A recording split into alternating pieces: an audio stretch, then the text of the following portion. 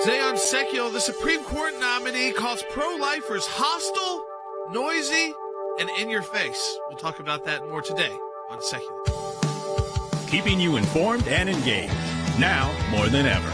This is Sekulow. We want to hear from you. Share and post your comments or call 1-800-684-3110. And now your host, Jordan Sekulow. Hey, welcome to Sekulow. Folks, if you're watching our broadcast, as we often say, you could be on Rumble, you could be on Facebook, you could be on YouTube. We encourage our Facebook audience to go over to Rumble. Facebook, is still through their fact-checking program going after everything. I would imagine that even today. Oh, yeah. Which, by the way, it's a quote of a brief she wrote, the words I used. It was not even using different words, but the exact quote she used in a brief, the nominee to the Supreme Court, Judge Jackson. And I just want to be clear. So you've got the link right there. You can head over to Rumble. You can comment how you want in Rumble. We can say what we want. We know it's not going to be taken down. It's not going to be flagged later. And it's a great also to share with your friends and family. They've got the same kind of comment section and where you can be interactive throughout the broadcast. I mean, it's so obvious, although I want to say this about the Facebook situation, Mike King, because this happened last week. So, they flagged this the second time in like 3 weeks. We've had an issue with them. And both times, by the way, the fact checker comes back and says, oh, yeah, we shouldn't have done that because there actually was hearings on this pro-life legislation. But I can look at the Facebook numbers right now and tell you what's going on Facebook, okay? Here's what's going on. They're suppressing the feed. Why? Because the feed is about the pro-life issue. And Jordan quoted her brief, which we were involved in because we had, and we'll put it up on the screen, we filed a brief too in that case involving pro-life protests in these buffer zones. And we'll put it up on the screen now if we've got it. We'll have it in a moment. And so that's where it came from. So before the fact checker starts with where did Jordan come up with that language in context, from the brief the nominee filed. Now, she has the right to do that. She's a lawyer representing her client, but there it is. Yeah, here's the brief from 2001. This is what she said. This is about the buffer zone, so trying to suppress pro-life free speech. This is not when she was a judge. She was on the side of the abortion industry. So if you're wondering who she is, because she doesn't say a lot in a lot of these hearings so far, she has worked on behalf of the abortion industry in private practice before she was a judge. But she said this: few American citizens who seek to exercise constitutionally protected rights must run a gauntlet through a hostile, noisy crowd of in-your-face protesters. Now, what they don't say there is that that's on a public sidewalk where you do in America sometimes have to go through and hear people you don't like, see things you don't like, people who might be expressing their view. I think that we all know now, in a time when free speech is under attack in many different ways, and the groups who used to support real robust freedom of speech, those ACLU type groups who would sometimes side with us too. Oh yeah, they're now partisan. They only want, it's only speech that they agree with. Defund the police, they agree with that. Pro-life speech, they don't agree with. When we win cases for speech, it's for everybody's speech, for both sides. It's like when you win a case for religious liberty, it's for all religious groups. This idea again that she would use this kind of language to say, well, in America, you shouldn't have to hear things you don't like. Which, by the way, is contrary to what the Supreme Court has said. Let me say this. Her position on these buffer zones and these bubble zones was rejected by the United States Supreme Court in 2014, 9-0. So the position she advocated was to the left of Justice Ginsburg. So, again, this is just so you know what we've got. Justice Breyer agreed with our position in that case, that, in fact, this law in Massachusetts was unconstitutional, the buffer zone. We're litigating those now. Breyer agreed with us. Justice Ginsburg agreed with us. Justice Kagan, Justice Sotomayor, they agreed with us. This nominee, who probably will be confirmed, I have very little doubt of that.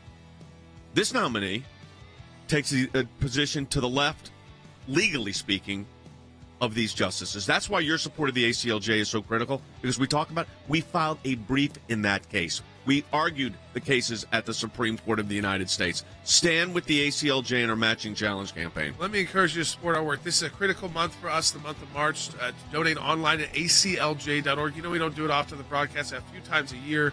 These months are very important. You double the impact your donation. You make a $25 donation at aclj.org right now. That's like $50 because a group of donors are going to match all of those donations to the month of March. Donate today. We've been involved in all these battles, including with this judge, with this nominee, aclj.org. the Supreme Court is reconsidering whether the Constitution protects the right to an abortion in Dobbs. And if you're confirmed, you will be in a position to apply the court's decision in Dobbs, whatever that decision is going to be. And you've talked about following precedent and what the court decides. So do you commit to respecting the court's decision if it rules that Roe was wrongly decided and that the issue of abortion should be sent back to the states? Senator, whatever the Supreme Court decides in Dobbs will be the precedent of the Supreme Court. It will be worthy of respect in the sense that it is the precedent. Can you explain to me on a constitutional basis the court's decision in Roe, and where is abortion protected in the Constitution?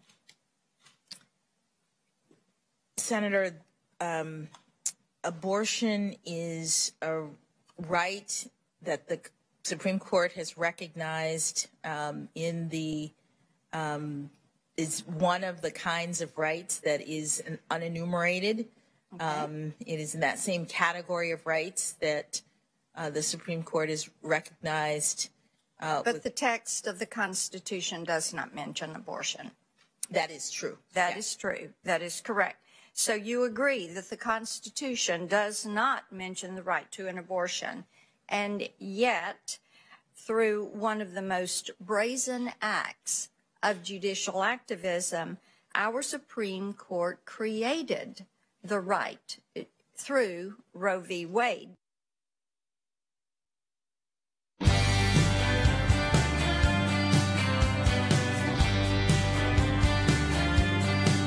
All right, welcome back to Sekulow. Folks, we responded to Judge Jackson when she wrote this brief calling, again, pro-life protestors, supporters of pro-life speech, and this is the language she used directly, so I think it's important for everybody because they love to censor us on social media.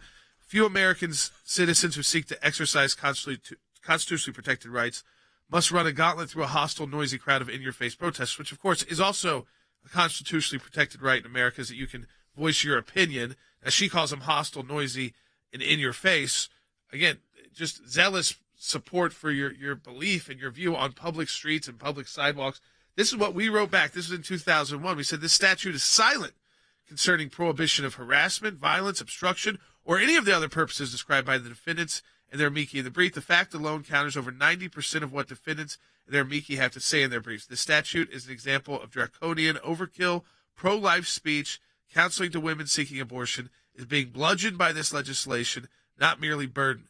No other movement for civil rights has been treated in such a harsh, Orwellian manner by the state. I mean, that's true. Would you ask Judge Jackson, then, I mean, was the civil rights movement, a peaceful protest, when it was also, by the way, civil disobedience? Right. The question about these was, is it even that? No, these were people on a public sidewalk who speaking. Yeah, and the Supreme Court, since a case called Hague versus CIO, which was a union case, said the sidewalks are quintessential public forums, traditional public forums for free speech. But what you have to understand here, and this is what's critical, is this is the abortion distortion factor. And this nominee is not only taking that position, she actually advocated for that position in a brief to the Court of Appeals. Cece Hiles joining us, senior counsel for the ACLJ, does a lot of work on the pro-life issues. I mean, this is not only out of the mainstream, Cece. The interesting thing here is 9 justices, most recently in 2014 in the McClellan case, said that those kind of statutes, and this was one out of Massachusetts too, were not narrowly tailored. They presented a significant burden on the petitioner's First Amendment rights by denying the petitioner's the ability to engage in conversation, leafleting on the sidewalks. The law prevents petitioners from engaging in exactly the transmission of ideas the First Amendment is meant to protect. So maybe it wasn't an accident that when asked about what is name your fundamental rights, she didn't say the First Amendment freedom of speech.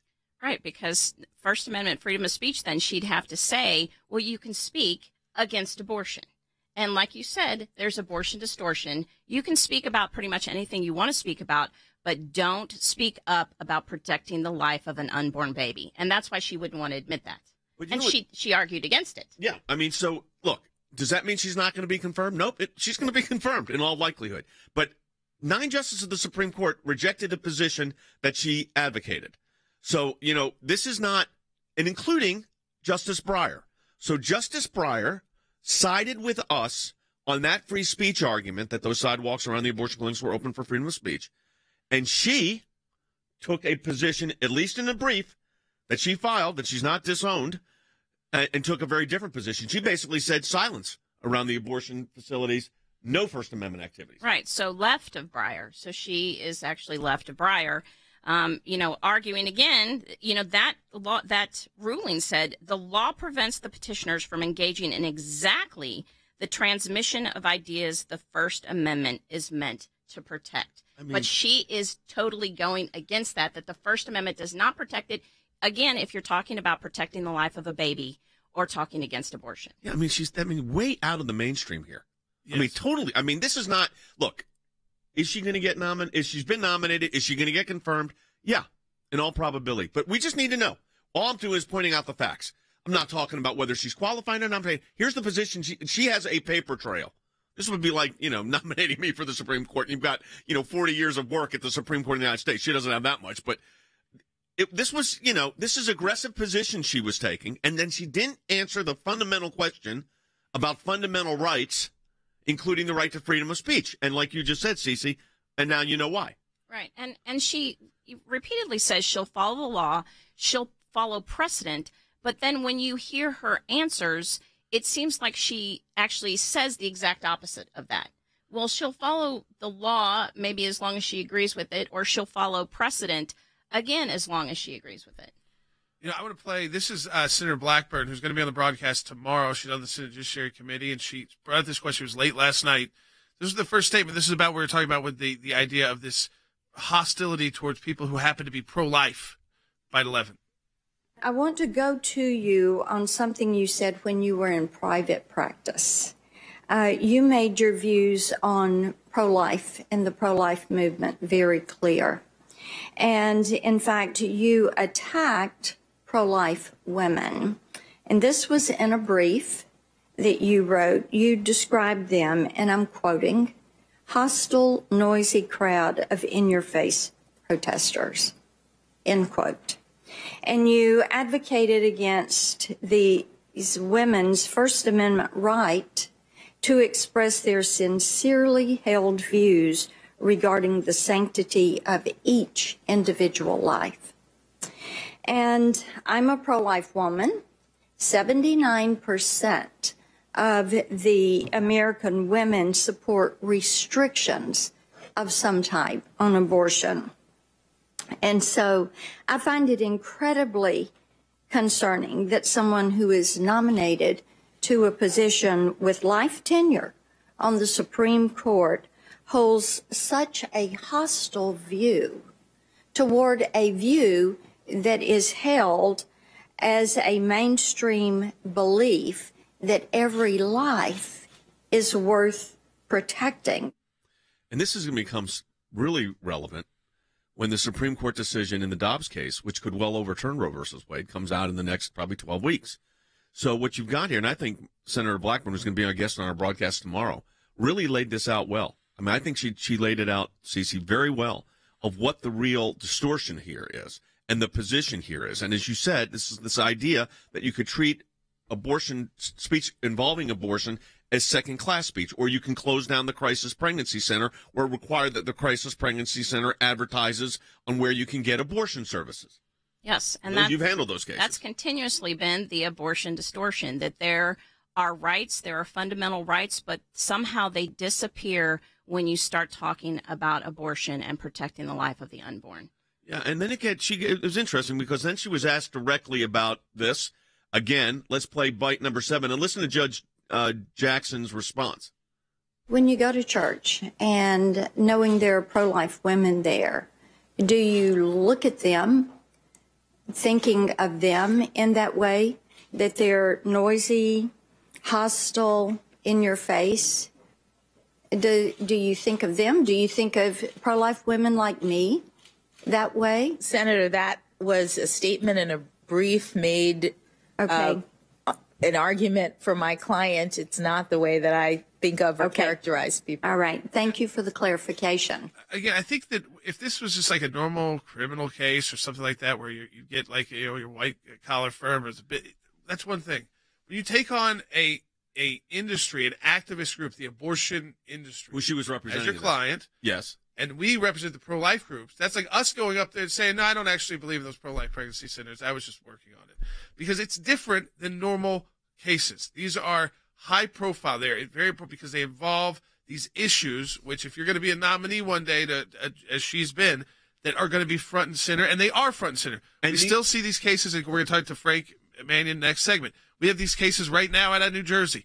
We have on pro-life speech in buffer zones. We have the Dobbs case at the Supreme Court right now. These are top cases where you cannot just get away with saying, well, that was just my client. You might be able to say a normal criminal case that somebody who. But this was an amicus brief also. So right. this wasn't where they advocating for a position. She is advocating for a position. Right, and the language is very specific. I mean, the fact that they use hostile, noisy crowd of in-your-face protesters. There's a way to make that point without using that degrading type of language. Of the women, pro-life women are these hostile, out-of-control people instead of, I'm a pro-life woman, and I choose to treat people in love and kindness. So you can't group me into this crowd, which is what they're trying to do. And the Supreme Court said that, as you pointed out already, that by denying the petitioners the ability to engage in conversation and leafleting on the public streets and sidewalks, the law prevents the petitioners from engaging in exactly, this is what's fascinating, exactly the transmission of ideas the First Amendment is meant to protect. So there you have it. Crystal clear. Now, Jordan just said it. We are actually in court on these cases right now. I mean, I've argued these buffer zone cases for 3 decades at the Supreme Court. So, I mean, obviously we know a lot about this. We filed briefs in this case that she filed a brief in. We can put it up on the screen right now. Your support of the American Center for Law and Justice makes all of this possible. And we've been doing it going in our 4th decade now. Your support makes it happen. Support our work. This is a critical month for us. The month of March is a matching challenge month. You can donate online at ACLJ.org. And this is how we do all the work that we do, because of your financial support. This broadcast is part of that. It's because of your financial support. And we're able to do this every single day. And all the legal work and all the government affairs work and all the international work. Because of your financial support of the ACLJ, donate today at ACLJ.org. Double the impact of your donation. What does that mean? We have a group of donors. They've agreed they're going to match the donations that come through in the month of March. So you donate $20, they're going to match that with an additional $20. So it's like $40 to the ACLJ. You donate $100, they're going to match that $100. So again, donate now. If you support our work, this is a critical time for us, very important for the year. Donate at ACLJ.org. We'll be right back. In my time in service, both as the CI director and as Secretary of State, I watched the good work that the ACLJ was doing here in the States and all across the world. The ACLJ's work at the UN, overseas with the European Court of Justice, is incredibly important. We have on our team lawyers, non-lawyers as well, that are policy experts. They're all engaged in foreign policy issues. We have been focused on protecting the nation state of Israel, particularly before the United Nations. We don't shy away from the battles that are going on at the UN and just complain about them. We actually try to go in and do something positive and actually affect change. The risk of a incomplete or unsolid relationship within the United States of America and Israel is real. Israel is very important to the ACLJ, and we will always fight for Israel's rights. We had a series of cases at the European Court of Human Rights, primarily dealing with religious liberty. And as Secretary of State, I saw this too. Nations that had more religious freedom were on firmer footing. They had better democracies.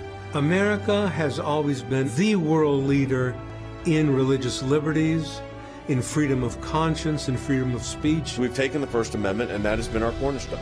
It's to defend the rights of people of faith and others that are having their rights abused. We not only hold our government accountable, but we hold other governments accountable. You have to keep the battle going when it's not cool anymore. when it's not the #1 story on TV, you have to actually be committed to fighting it out, or else you'll never win. The ACLJ's front and center on this. We're in a matching challenge campaign. Any amount you donate, we get a matching gift for. Your support of the ACLJ enables us to do all of this. Go to aclj.org today. That's aclj.org.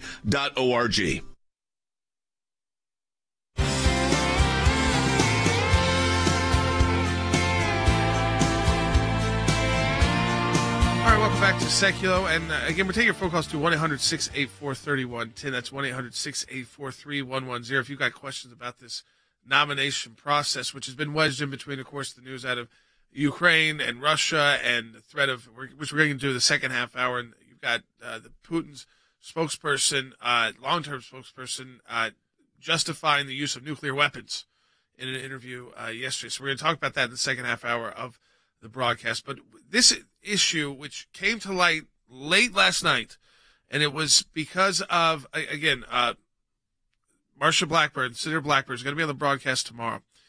And the idea that she brought up a specific case, so it wasn't just a hypothetical, it was a case Judge Jackson was involved in, where she takes this position that, the pro-life protesters are hostile, noisy crowd of in-your-face protesters, which, by the way, what if she said that about civil rights protesters with her background? What if I said that about civil rights protesters? I said, as a white man, I said, I don't want to deal with these these noisy black protesters. That's what she said about pro-life protesters. I mean, that's America, isn't it? That sometimes you're going to see protesters you agree with, disagree with, support. It's all around. I had one of our long-term staff, Rodney from our office in D.C., sent me a video yesterday of all the protesters going on around the Supreme Court right now in Capitol Hill because of the nomination. It's a lot of the pro-abortion groups. Pro-abortion groups have a right to be there too. Yep. I wouldn't argue that they don't, and it's up to the pro-life groups to let their voice be heard. But think about that for a moment. Of all, like the Black Lives Matter movement, which I think you can separate out civil disobedience and all. Okay, there's that. Then there's just speech you don't like on a public sidewalk, which is different as well. And then there's there's the violence that we saw with some of these movements and riots. So violence and riots and crime is one thing. That's illegal. If you engage in civil disobedience, you can be arrested. But when you're talking about a public sidewalk and just speaking your mind, just because people don't like it. It's too bad. So you can apply this to so many others. What we said in our brief responding here is, why is it pro-life speech that gets treated this way? It's the same way with it's religious people. They get treated this way. But if you happen to be civil rights, if you're the speech of the day, if you're the Black Lives Matter move of the day, people don't care if you're burning down cars. You're burning down the neighborhood. But this is not. These people are engaged in pure speech. Now, we just came out of trial on this. Frank Manion's joining us, senior counsel for the ACLJ. You were just in court on this very type of legislation, prohibition on speech activities around abortion clinics, that the nominee was on the other side of in the brief she filed in 2014. Yeah, Jay, you can imagine how my ears perked up when I heard about this exchange yesterday in the hearings. Since Jeff Surtees and I have been buried in the McCullen case and the Massachusetts buffer zone case for a long time now, and we just tried a case in federal court in New Jersey a month ago today. We started it involving these issues, and we've got another case in Louisville, Kentucky. I mean, the Kentucky case, we're actually in the Sixth Circuit already because the court denied our motion for preliminary injunction. We've got a brief due in 2 weeks. And in the Kentucky case, we've got our proposed findings of fact conclusions of law due in 2 days.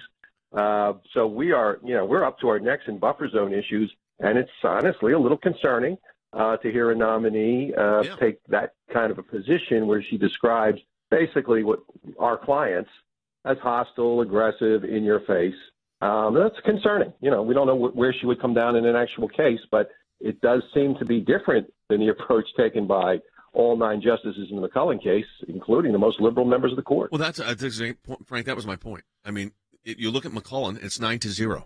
She's replacing Justice Breyer. Justice Breyer and McCullen was on our side on free speech rights of protesters around abortion clinics. CC, this nominee, we don't know, as Frank said, we don't know what her judicial decision would be, but her advocacy position, and by the way, she represented Abortion Access Project of Massachusetts, NARAL, which was then the National Abortion Rights Action League, the Massachusetts National Organization for Women, and the Religious Coalition for Reproductive Choice. So if you have any question on where she is on this issue, I don't think there's much question. But having said that, she is not in line with the most liberal members on the Supreme Court on this speech issue. Right. Not acknowledging that the First Amendment right of free speech, which, like we have all said, you can say whatever you want to say, whether people agree with it or not.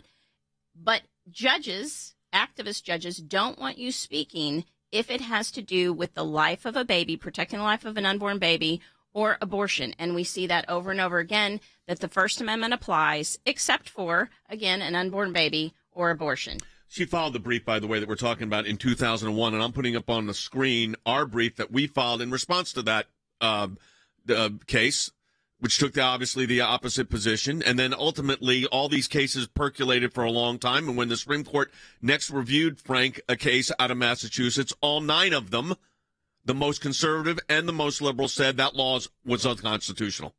And we won. Yeah, and the McCullen case was such a breath of fresh air, Jay, because it's true.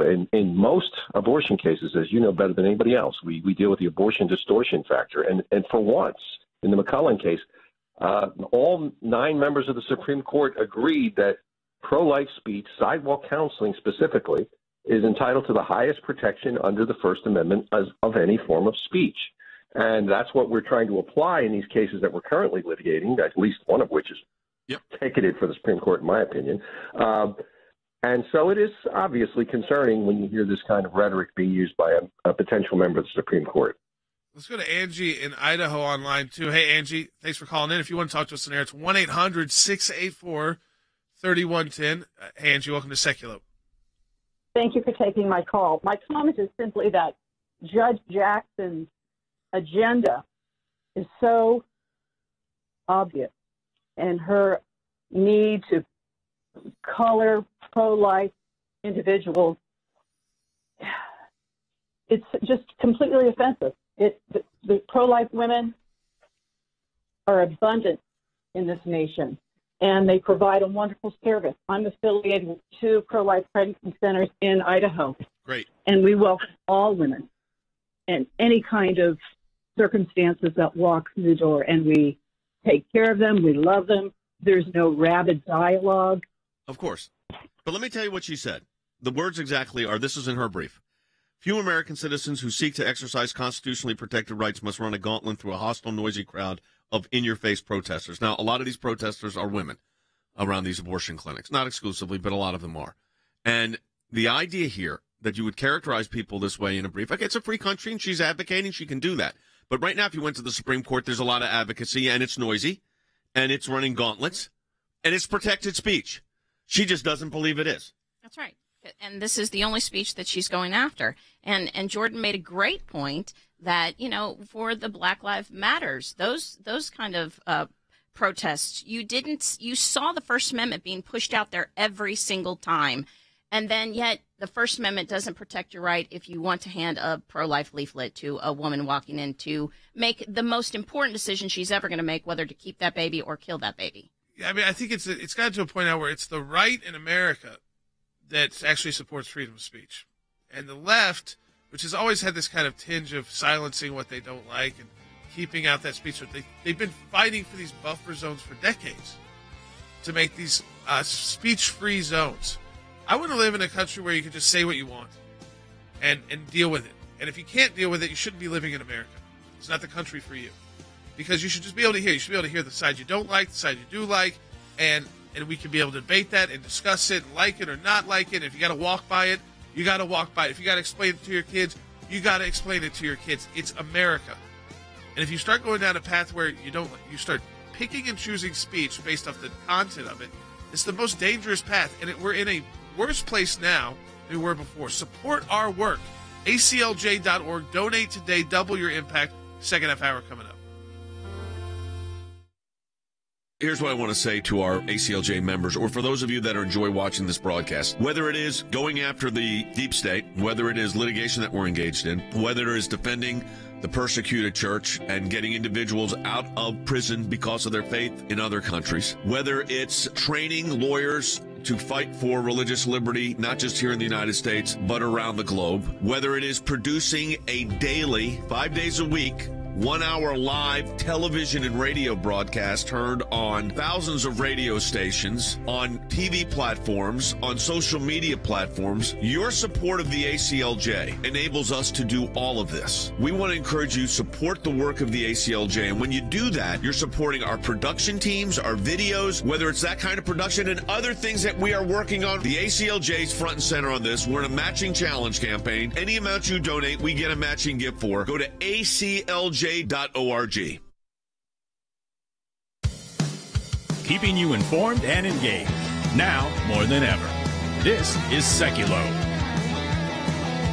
And now your host, Jordan Sekulow.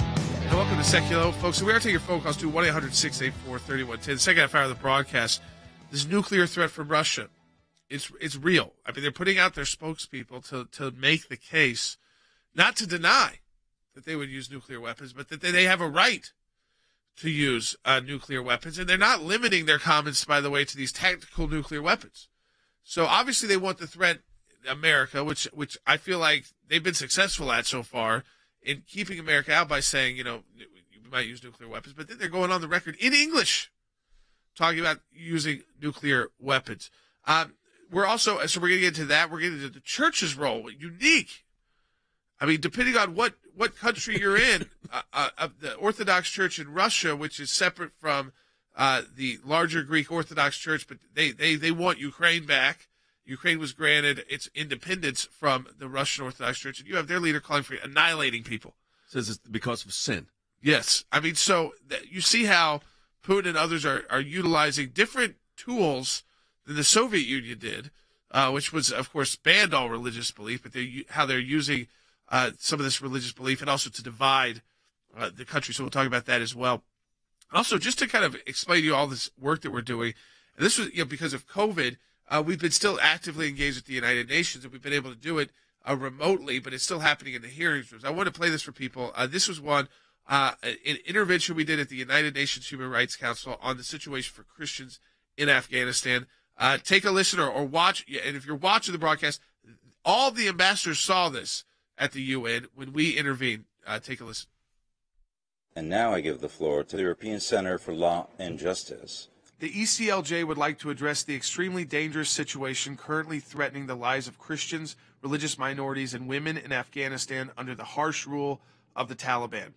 While the world is understandably focused on Russia and Ukraine, the Taliban continues to commit brutal human rights abuses. Since it seized control of Afghanistan, the Taliban has begun a campaign of violence and terror against Christians and other religious minorities, as well as atrocities against women. Afghanistan has now been rated as the worst place in the world for Christians by a leading human rights organization. Many Christians rightly fear they'll be hunted down, abused, and even killed because of their faith. We know from history that this is only the beginning. Swift action must be taken now to stop the violence, loss of life, and human rights violations committed at the hands of the Taliban. Christians, religious minorities, and women in Afghanistan are running out of time. Therefore, the ECLJ respectfully calls upon this council to take whatever action is necessary to protect Christians, religious minorities, and women in Afghanistan, and to stave off any impending human rights abuses and bloodshed now before it's too late. So that goes out to the entire audience. And while there's COVID issues at the UN, that's for the UN in Geneva, the ambassador staff from the countries, they are there, and they're participating in these meetings. And so, and we'll be back there, I'm sure, fairly soon, hopefully, in person, where we have our team from France do it. Occasionally we'll be there doing it. But it's because of this unique setup. And, of course, we have the resources to where you have to time that. I'll go behind the scenes for people. That's not just me off the cuff. That has to be timed exactly under 90. It has to be 90 seconds or less, or else they will not. It can't be considered. And if you were in person, they would just cut you off if they needed to. But when you're doing it this way, so we have our production team. We put the script together, so we get out everything exactly the way we want it said for on the record at the United Nations. Our team puts it up. We put it together. Sometimes it takes one time. Sometimes it takes 15 times to get it all said, so that we can deliver that message to the UN. That's another part of our work. That takes more than just me in front of a camera.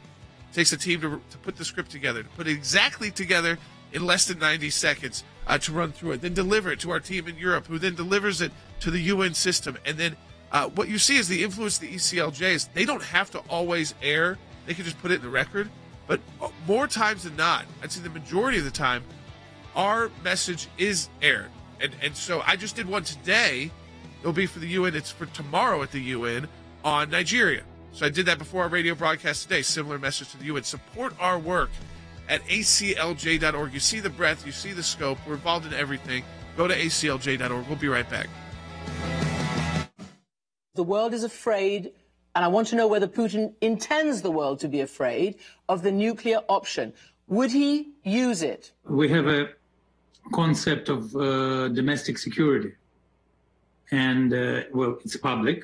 You can read all the reasons for nuclear arms to be used. So if it is an existential threat for our country, then it can be used in accordance with our concept. Well, there are no other reasons that were mentioned in that text. So you are basically saying only an existential threat to your country. I still don't know whether I've got a full answer from you, and I'm just going to assume that President Putin wants to scare the world and keep the world on tenterhooks. This is absolutely terrifying. Even a small tactical nuclear weapon, a fraction the size of Hiroshima or Nagasaki, is not to be taken lightly.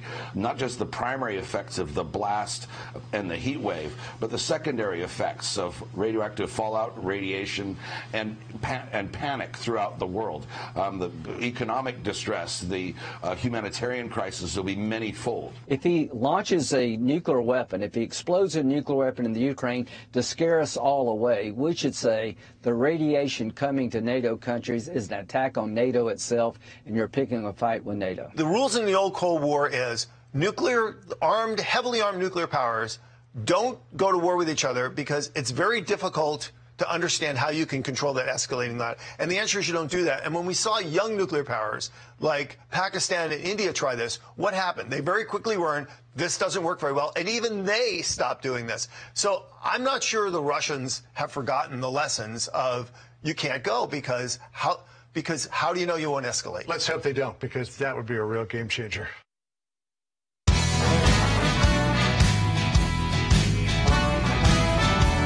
I have the Supreme Court nomination going on. You still have the war in Russia, Ukraine, and the potential for escalation. What we're seeing this week is Putin's spokespeople going out to various media outlets in English, in different languages. So these are not, when you hear this is not being dubbed. This is the head spokesperson for the Kremlin. He's been Putin's guy for decades. Since Putin's been in power. Dmitry Peskov, it's again, he runs the entire Kremlin press operation. He's a Putin ally. He went on to Christiane Amanpour's CNN International to do an interview, not in his native language in Russian and be translated, but in English, on the question of utilizing nuclear weapons. Do you really believe that you're in a situation where you could justifiably use a nuclear weapon in Ukraine? Take a listen, Byte 22. We have a concept of domestic security, and, well, it's public. You can read all the reasons for nuclear arms to be used.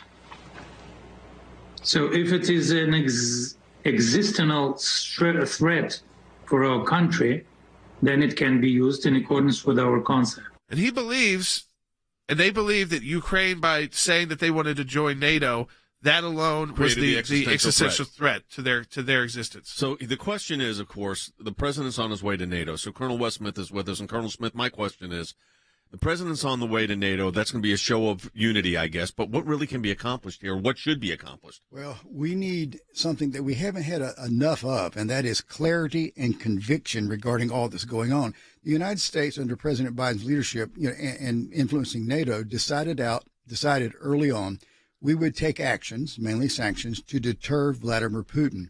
What is happening now, Jay, is the table has been reversed. Vladimir Putin is using his rhetoric, just like what we just heard, to deter NATO, to deter the United States from taking any meaningful action that would stop his aggression and get him to stop attacking Ukraine. So we're in a serious situation. Decades of peace in Europe are at stake. The established borders in Europe are at stake, and Vladimir Putin is playing, the better cards right now because of a fear of provoking him and having a wider war. I don't know what the answer is, but we can't keep doing this. What do you think they come out with? I mean, I'm trying to figure out. It's probably wise that the president's going. I think that's probably a statement needs to be made. But the question is, we know they don't want to put troops on the ground, right? And I think there's very little support for that. But I think the question becomes, NATO comes out and says what? This will be really bad? I mean, what do they say? I think if Putin were to use, and most analysts are saying, people smarter than me, that he's not likely to use even tactical nuclear weapons initially, that if he escalated this. What if he gets desperate? Because it looks like to me right now, just being honest, looking at what you're saying is the weather's going to start changing. Yes. It's going to get warmer there. His stuff's going to get stuck. Yes. It already is munitions. It's armaments, the vehicles. And, I mean, he has destroyed some cities, though. I mean, it flattened Absolutely. Russian doctrine, and they've used this multiple times before, is that if they can't win on a tactical battlefield, they bombard their enemies into submission. They even did this in Syria. That's why 500,000 people are dead in Syria today. So that's what he does. He could escalate. Most people think he would escalate to chemical weapons first before tactical nuclear weapons. To answer your question, Jay, if that happens, I'm with you. NATO is not going to put troops on the ground in Ukraine to fight Russian soldiers. However, I think if that happened, in addition to increased rhetoric, what NATO would do would be increase the military support for Ukraine to include perhaps giving them those MiG-29s they want, as well as anti-ship missiles and anti-aircraft batteries. I think NATO would react to this. Well, there's another dynamic in all of this that's going on. You got the NATO dynamic, and then Professor Hutchinson, you have the Israel dynamic. And I say that because Israel's taking a very nuanced position on this because they've got relations with Russia. And now you see kind of a focus shift to where I think the administration is going to start blaming Israel for the failure to get this moving. I think that is true. Lee Smith has a great article in Tablet magazine, and the subtitle is "The President," that is President Biden, and his people are trying to seal a new Iranian nuclear deal by hanging their appeasement of Putin on Israel. And I think it's a very carefully thought out article because if you look at the background, Putin has been massing troops on the Ukrainian border since March of last year. In 2008, Putin announced that if NATO troops are placed on its border, that is the reddest of all red lines. That is an assessment that is shared by Biden's CIA director, Bill Burns. And then President Biden said, we will only impose sanctions if Putin attacks, rather than imposing sanctions as a deterrent. So I think at the end of the day, Lee Smith has a lot to say about the possibility that first, the Biden administration will put pressure on Israel to negotiate with Vladimir Putin. And if that fails, we blame Israel. And if it succeeds, guess what? The administration would then be able to achieve its paramount objective in Ukraine. It is not NATO, in my opinion. It is the Iran nuclear deal. Which I was about to bring up, because Russia, Jordan, they just confirmed again today that Russia is still playing this intricate part of the negotiations between the United States and Iran. I think it's the only reason that it actually hasn't been announced that the U.S. is back in is because of the carve-outs that Russia wants. They want, while they are being sanctioned and they acknowledge those sanctions, they don't like them, they want the Iranian nuclear deal to exclude them. So when they're dealing with Iran, there would be no sanctions on them. But, I'm going to go back to the nuclear issue again, because Dmitry Peskov, this is Putin's, one of his right-hand men. I mean, so he's more than just a press secretary. He's more than a Jen Psaki. This is a senior advisor who's been with him throughout decades. So this is not just someone who's there for a few years. And he gets a follow-up question about Putin trying to scare the world with nuclear weapons. Byte 25. I want to know whether Putin intends the world to be afraid of the nuclear option. Would he use it? President Putin intends to make the world listen to and understand our concerns. We've been trying to convey our concerns to the world, to Europe, to the United States, for a couple of decades, but no one would listen to us. And before it is too late, it was a decision to launch a special operation, military operation, to get rid of entire Russia that was created next to our borders. What? To get rid of Russia? Anti-Russia. Because Ukraine started to be, it was formed by the Western countries, anti-Russia. Oh, okay. This is the problem. Okay. I mean, you see, listen, he's giving their view. It's whether you believe it or you like what he's saying.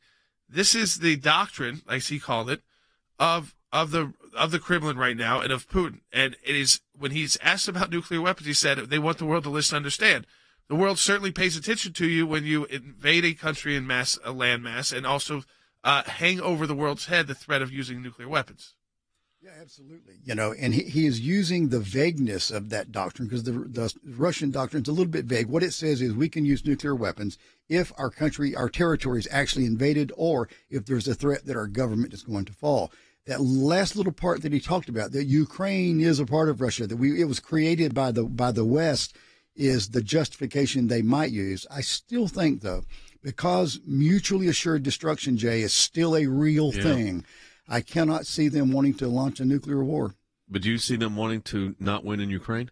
No, they want to win, which is why you and I have talked about trying to give him an exit ramp, and they've given him exit ramps, and he will not take it. That's the thing. It's very uncertain. So, the policy issue here, Harry, and I know we only got a minute left, this is very complicated, because Russia is not, they're annihilating cities, but they haven't gone into the capital. They have not.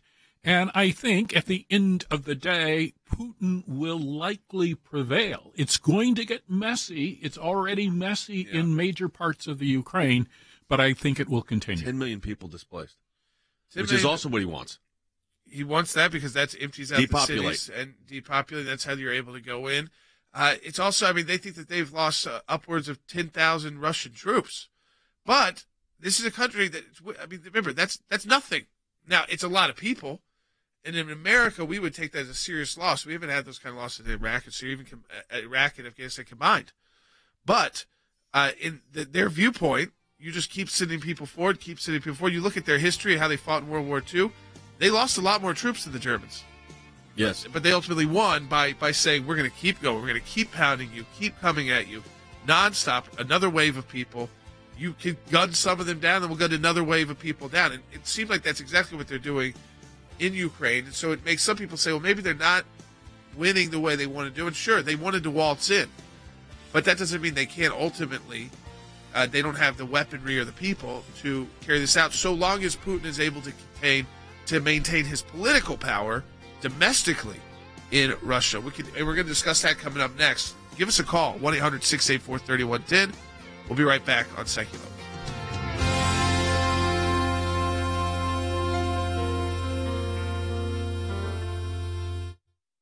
Thanks to your support of the ACLJ, we have had many victories. The report is coming out. It shows that not only did Tea Party groups get more scrutiny, but so did a host of other conservative groups. It was something that no one could believe our government was even capable of doing, and now they were admitting it. It's one of the most significant wins in the ACLJ's history. To take on the IRS and win, for the ACLJ, life has always been a top issue. Barbara, I am here at this site because there are thousands of people and millions across America that say abortion's murder. When you're fighting for the life of the unborn, you're on the right side of history, you're on the right side of law. These are young people in their 20s and 30s that are doing this, are fighting for life to beat back the abortion juggernaut. It's very important that we remain hopeful that the courts that the Trump administration was able to impact will give us good rulings that are based in law and sound reasoning. This is one of the social issues we're winning. There are historians that point out that religious persecution is at its highest level since the first 3 centuries, when the Roman Empire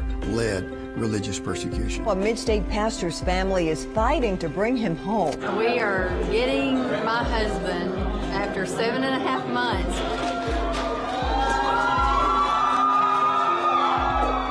Turkey should not get away with holding my father one more day. When Brunson was finally released, who meets him at the airport at 2:30 in the morning? Rick Burnell. I saw Pastor Brunson walk down the stairs of the plane. I was filled with emotion. I told him that we were praying for him. The American people never forgot about him. I'm thankful, I'm grateful, and actually I'm astounded. We need your help as we continue this work here in the United States and around the world. Join the matching challenge today, and your tax-deductible donation will be doubled.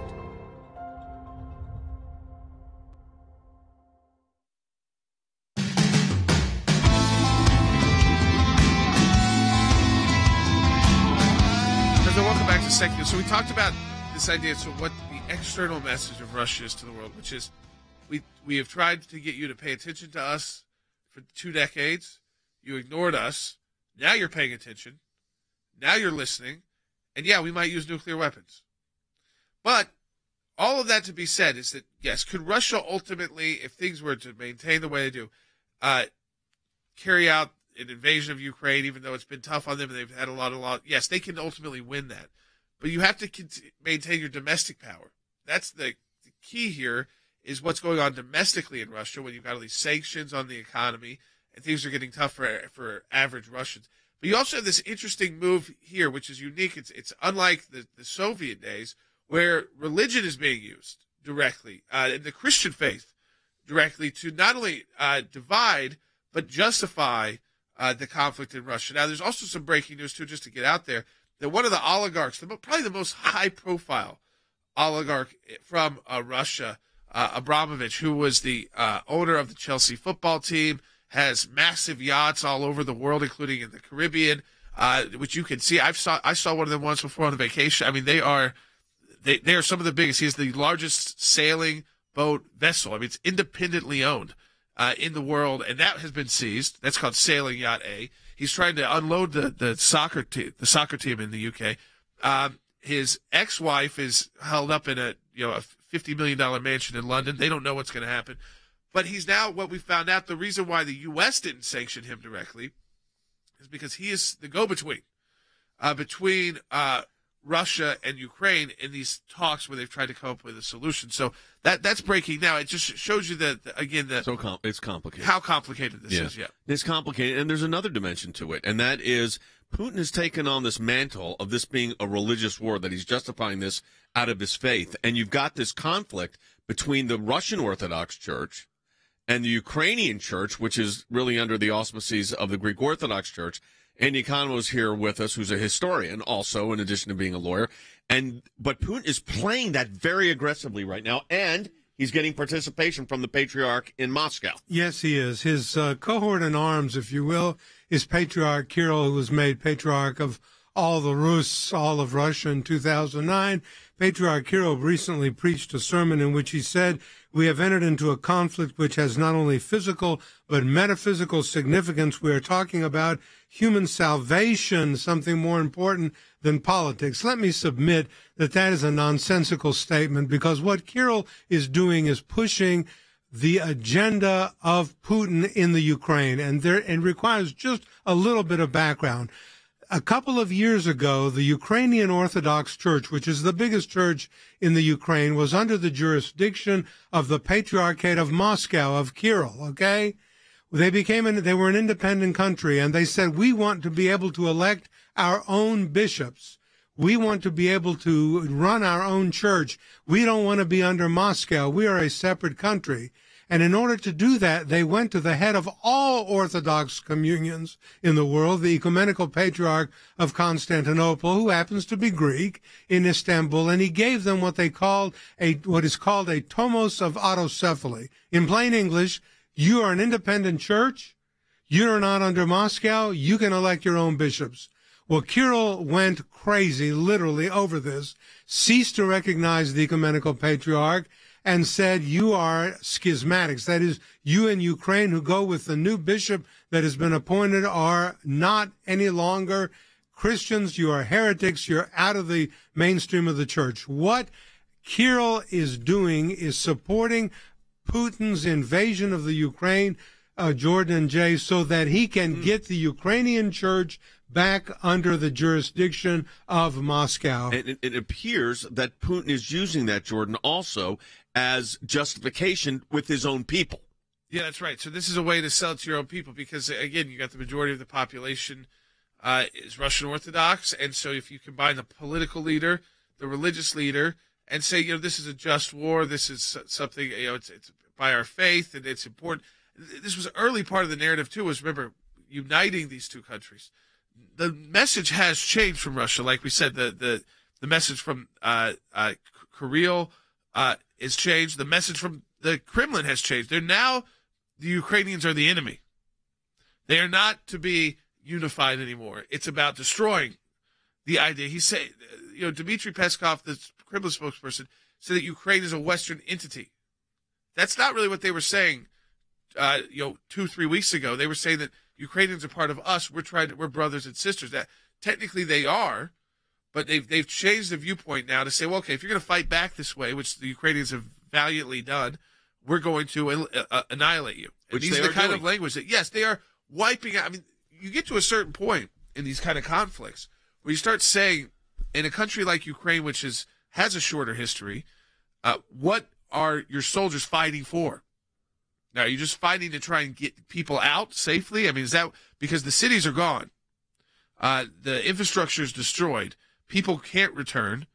It's not like if the war ended. It's not like if the war ended tomorrow, they can return to these cities. No. And the last one that remains kind of intact is their capital. And I think that the only reason that remains intact is because the Russians would like to be able to take it without it being totally destroyed. So the utilization here, they're utilizing a religious faith to justify what they're doing. At the same time, you have the patriarch of the Russian church agreeing with Putin, which he has to. But you said something, Andy, before we were on air, and that is the symbiotic relationship between the leader of the church and Putin is very, very in sync. It is in sync, and it is in depth, and it goes back a long way. I'm not going to make the statement that Patriarch Cyril was an agent of the Soviet Union. I'm not going to say that because I have no evidence of that. But many Russian Orthodox priests during the Soviet era had to cooperate with the Soviet authorities in order to keep their churches going. And that developed this concept in Greek, we call it symphonia, the union of church and state for a common goal. And in this case, in Cyril's eyes, it is to bring back the schismatic Ukrainian church and bring them back under Moscow. And in the eyes of Putin, it's to bring back the Ukraine, the heartland of where Russia was baptized in 988. And they're working together to achieve this goal hand in hand. I just don't see, what is the exit ramp here for Vladimir Putin other than total destruction of Ukraine? That's what's got me concerned right now. And I'm sure there's people in the Pentagon thinking through this. But, boy, it seems very difficult. Yeah, I think that what he would accept is if installing his own government there, which, again, would mean that Zelensky leaves, the Ukrainian government is folded, and it just becomes a puppet state, which is a lot of what people thought and what the Putin thinking was going in is that they would be able to quickly do that, quickly install a puppet government. But that offer has been on the table to the Ukrainians. They've had the offer to say, we'll stop the bombing campaign, you give up your country. I mean, it's a pretty big decision to say we're going to give up our country. But it has been made, and so far the Ukrainian people have not been supportive of the decision to have their government step aside. I mean, look at what we've covered today, folks. We covered the Senate confirmation hearings of a Supreme Court justice, including the positions on pro-life issues. We've covered NATO. We've covered the historical aspect of what's going on in Ukraine and Russia. All of this, interventions at the United Nations. All of this because of your support of the work of the American Center for Law and Justice. Join us to let you know how to do it. We're a matching challenge campaign, folks. We need your help. You go to ACLJ.org. You donate today. Matching challenge means you make a $50 donation right now at ACLJ.org. A group of donors is going to match that $50. So you take that initial step and initial action. They match it, so it's like $100 for us to ACLJ. Donate today at ACLJ.org. It's a critical month for us. We'll talk to you tomorrow.